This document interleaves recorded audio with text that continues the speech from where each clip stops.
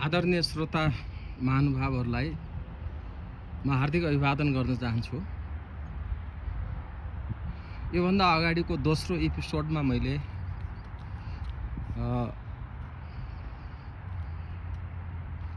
जीवन जिउने तरिकाको बारेमा केही आफ्ना विचारहरू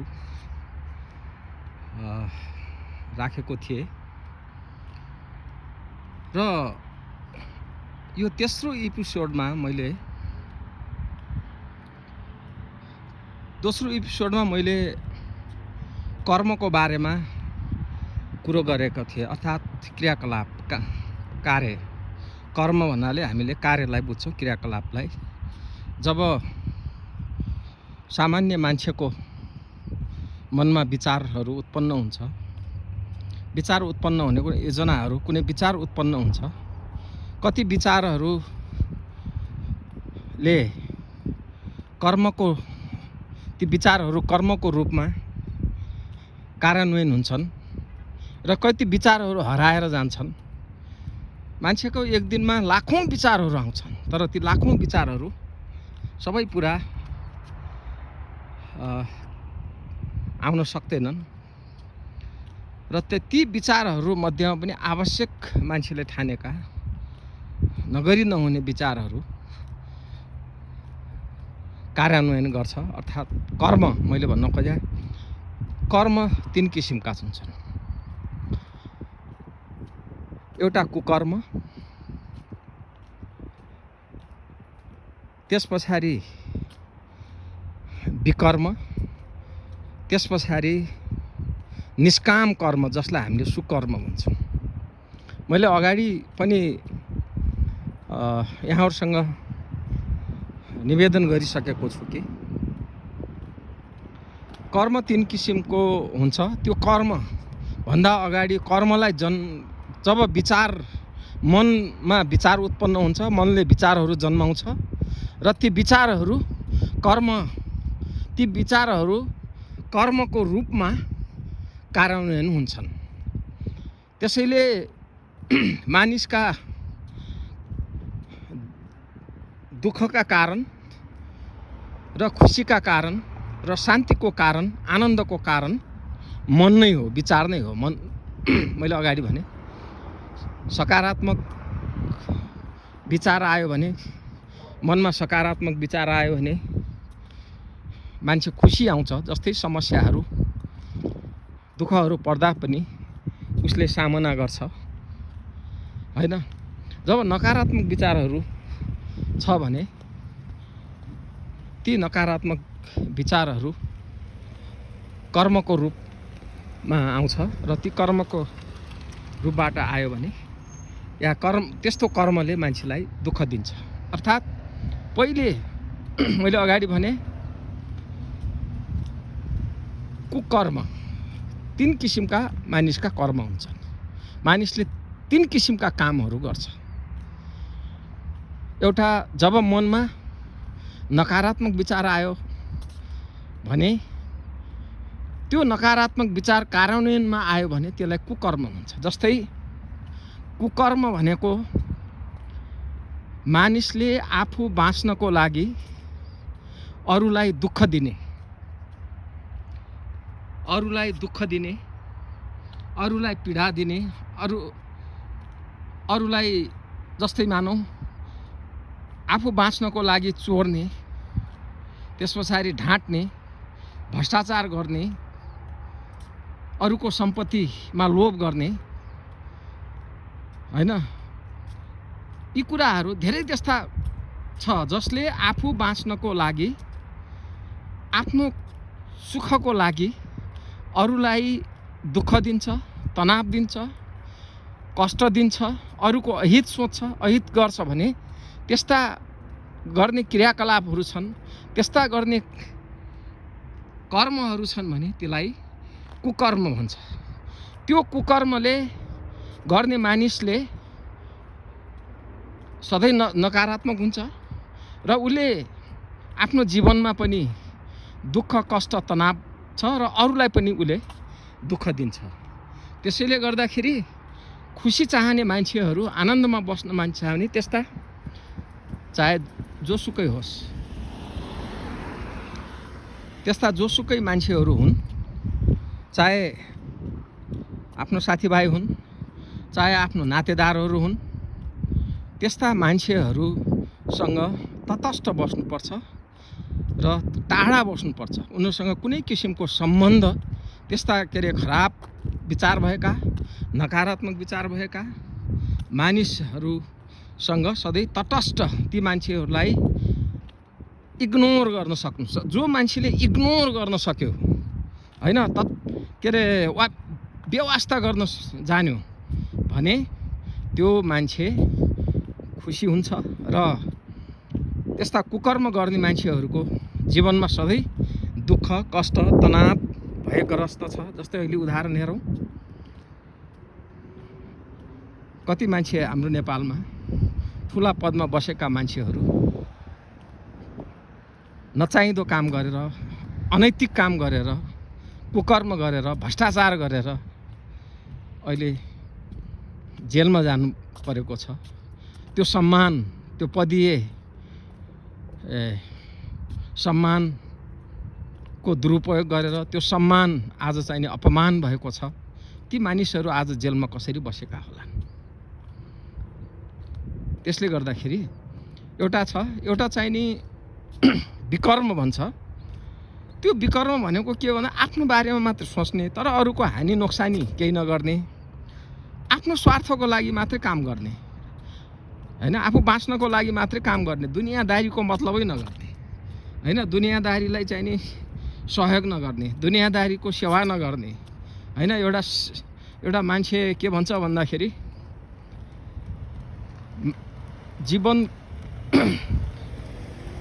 जीवनको सर्वोत्तम कार्य नै मानवीय सेवा हो हैन।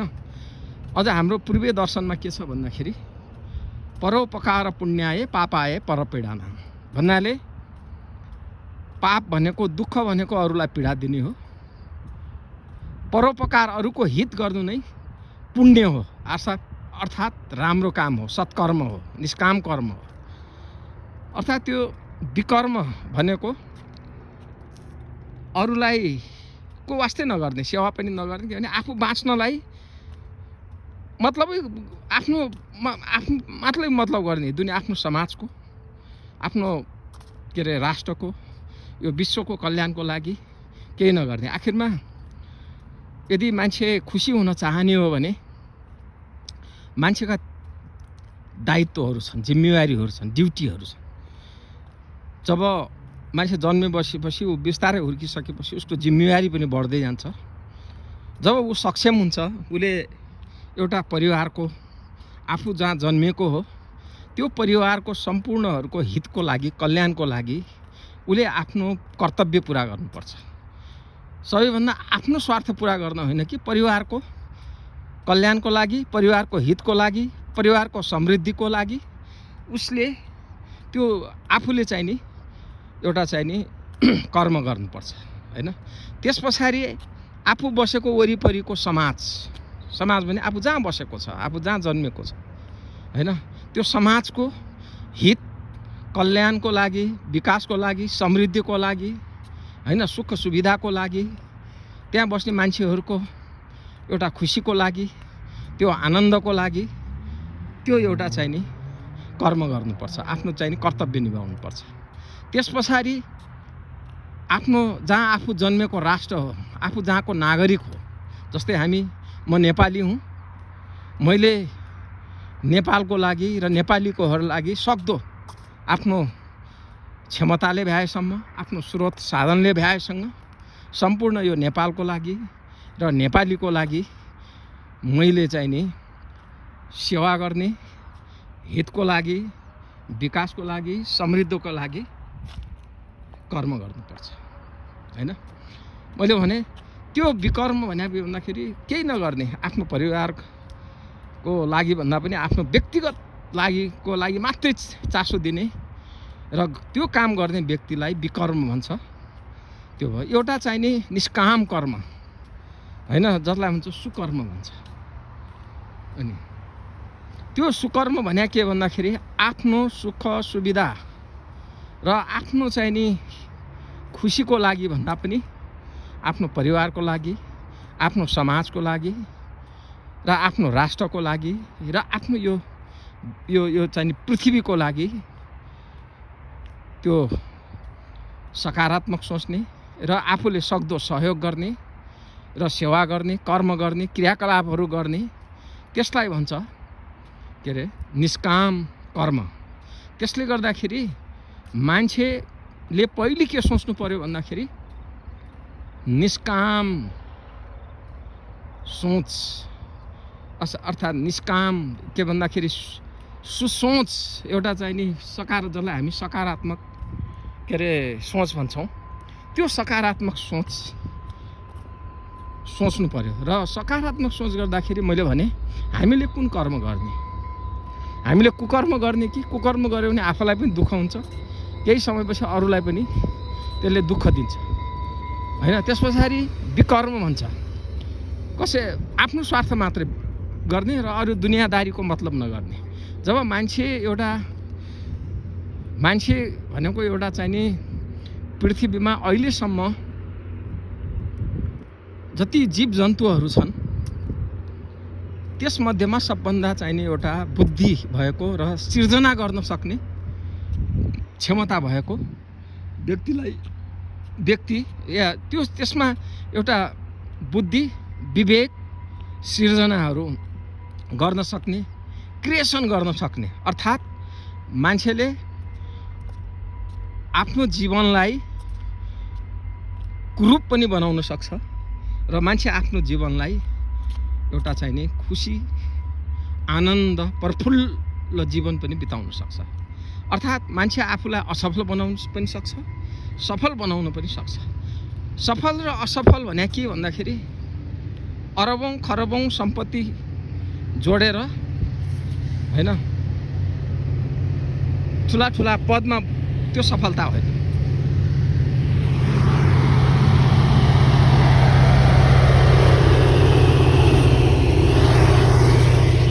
त्यो मान्छे खुसी छ कि छैन? त्यो मान्छे यदि खुसी छ, आनन्द छ होइन, उसले विभिन्न किसिमका कष्टहरू, शारीरिक मानसिक कष्टहरूलाई समाधान गर्न सक्छ, गरेर खुसीसँग ऊ बाँच्न सक्छ भने त्यो मान्छे सफल हो।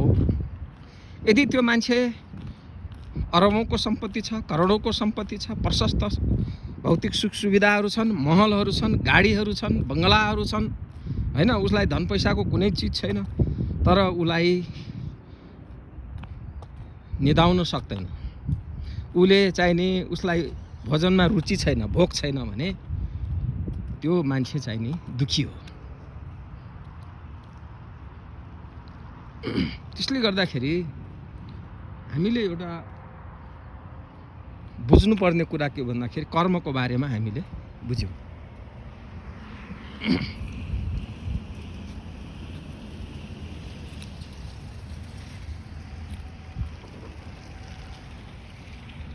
कर्मको बारेमा बुझ्यौँ र हामीले विचारको, मनको बारेमा पनि बुझ्यौँ र मान्छेलाई अब मानिस किन, के कारणले हो दुःखी भने चाहिँ हाम्रा ऋषिमुनिहरूले भनेका छन् कि मान्छेका काम, क्रोध, लोभ, मोह, अहङ्कार, राग, द्वेष, ईर्ष्या, घमण्ड, अपेक्षा, यी चिजले मान्छेलाई तनाव दिन्छन्, यी चिजले मान्छेलाई चाहिँ खुसी दिँदैनन्। यी गुणहरूले मान्छेलाई चाहिँ नि खुसीसँग बाँच्न दिँदैनन्।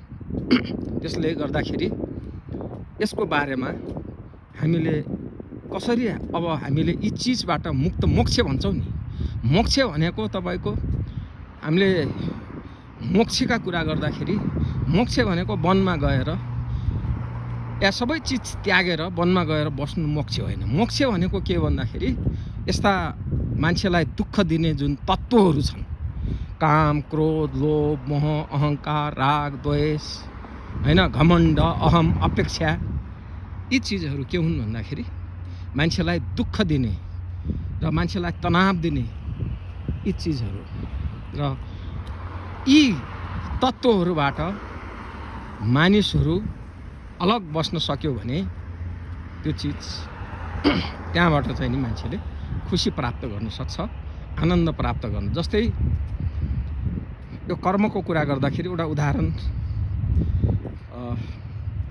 म दिन चाहन्छु। 3 जना मूर्तिकारहरूले एउटा ठाउँमा मूर्ति बनाउँदै थिए र 1 जना सन्त, एउटा दार्शनिक सन्तले ती एउटा पहिलो मूर्तिकारलाई सोधे, तपाईले के बनाउन लाग्नु भएको छ भनेर सोधे। त्यो मूर्तिकारले के भन्यो भन्दाखेरि ती 3 जनाको कर्म त एउटै छ,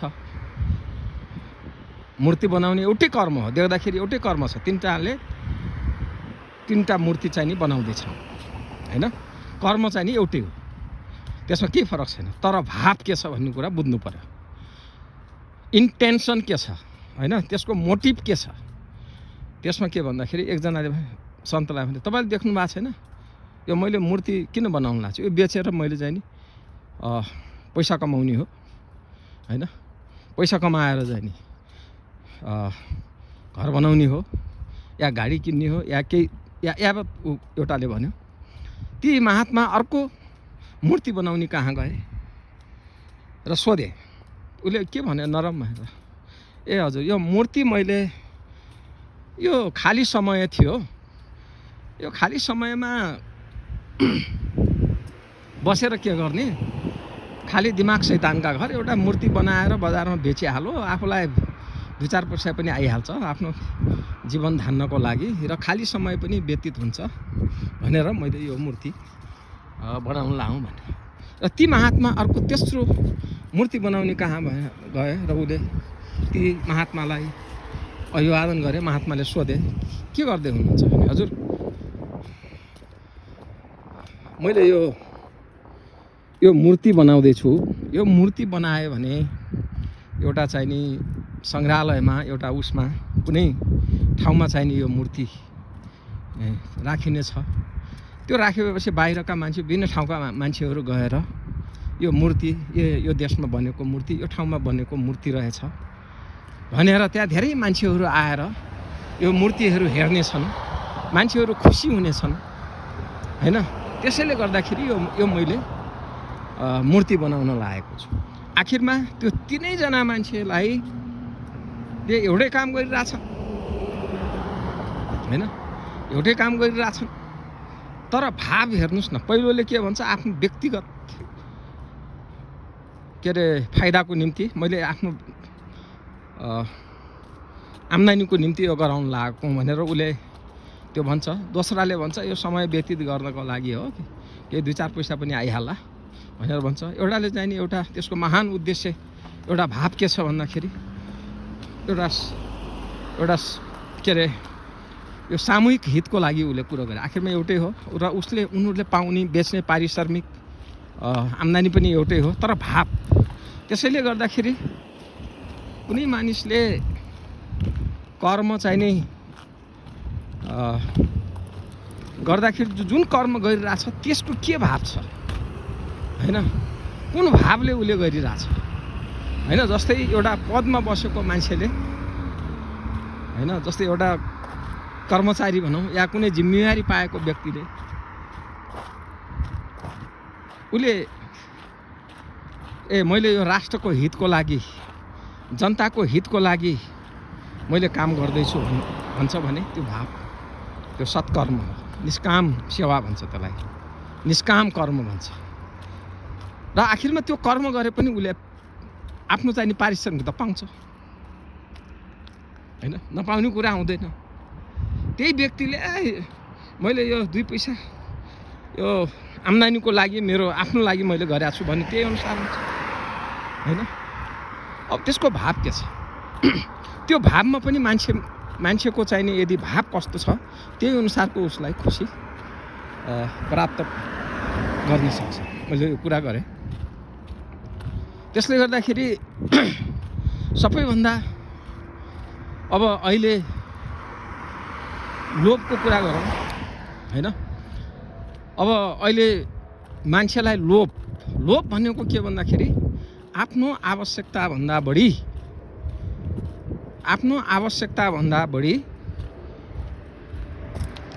सङ्ग्रह गर्न खोज्नु, हैन? आफ्नो आवश्यकताभन्दा बढी सम्पत्ति आर्जन गर्न खोज्नु, आफ्नो आवश्यकताभन्दा बढी धन सम्पत्ति चाहिँ नि सङ्ग्रह गर्न आर्जन गर्न खोज्नु गलत। त्यो भयो भने के हुन्छ, मान्छेले गलत तरिका अपनाउँछ।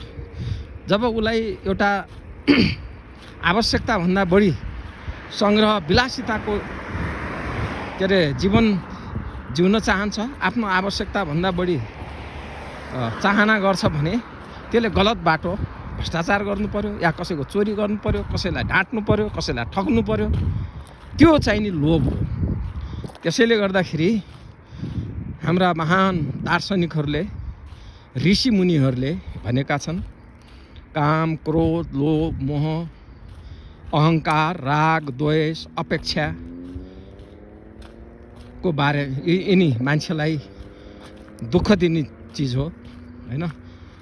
मान्छेलाई यिनले कष्ट दिन्छ र योबाट चाहिँ नि बस्नुपर्छ। त्यसैले भनिन्छ मान्छेको ईश्वरमा विश्वास गर्ने मान्छेले, ईश्वरले मान्छेको आवश्यकता, निड्सलाई पुरा गर्न सक्छ।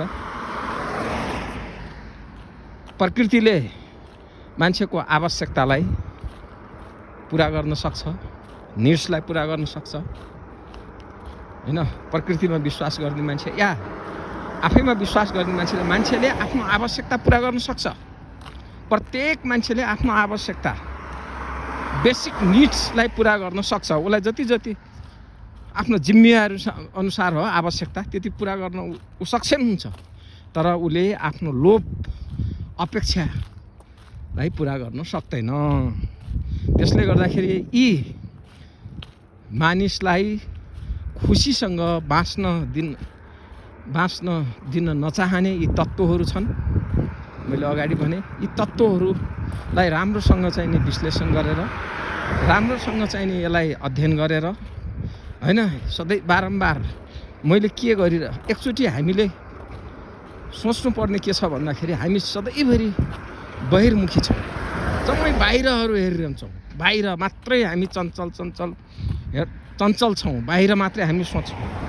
हामीले अन्तर्मुखी भएर हामीलाई हेर्न कहिले पनि हेर्दैनौँ। त्यसको लागि के गर्नुपर्छ भन्दाखेरि आफूलाई आन्तरिक रूपबाट हेरे, मैले आज मेरा सोचहरू कस्ता छन्, मेरा कर्महरू कस्ता छन्, मैले हिजो के गरिरहेँ, मैले कस्तो सोचिराखेको छु, मैले कस्तो कर्म गरिराखेको छु, मैले के गर्ने हो, हैन? मैले कसरी कहीँ खुसी प्राप्त गर्न सक्छु, यो मेरो दुःखको, तनावको, स्ट्रेसको